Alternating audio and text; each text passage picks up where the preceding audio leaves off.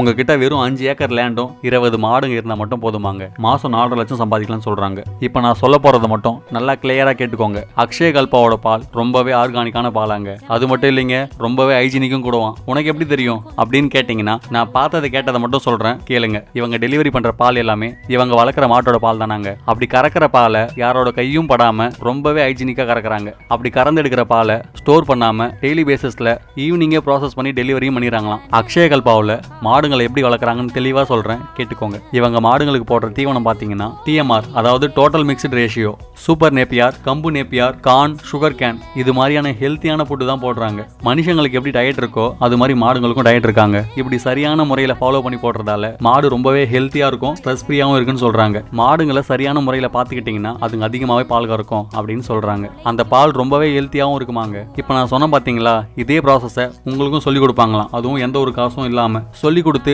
உங்ககிட்டே பாலும் வாங்கிப்பாங்களாம். மாடு வாங்கி பால் பிஸ்னஸ் பண்ணணும்னு ஆசைப்படுறவங்களுக்கு இந்த வீடியோ ஷேர் பண்ணி விடுங்க. இதை பற்றி நீங்கள் இன்னமும் தெரிஞ்சுக்கணும்னு ஆசைப்பட்டீங்கன்னா அவங்களோட ஃபோன் நம்பர் நான் கீழே கொடுத்துருக்கேன், கேட்டு தெரிஞ்சுக்கோங்க. இந்த மாதிரி தெரியாத விஷயங்களை தெரிஞ்சுக்கணும்னு ஆசைப்பட்டீங்கன்னா நம்மளோட பேஜை ஃபாலோ பண்ணி வச்சுக்கோங்க. Thank you so much. பாய்.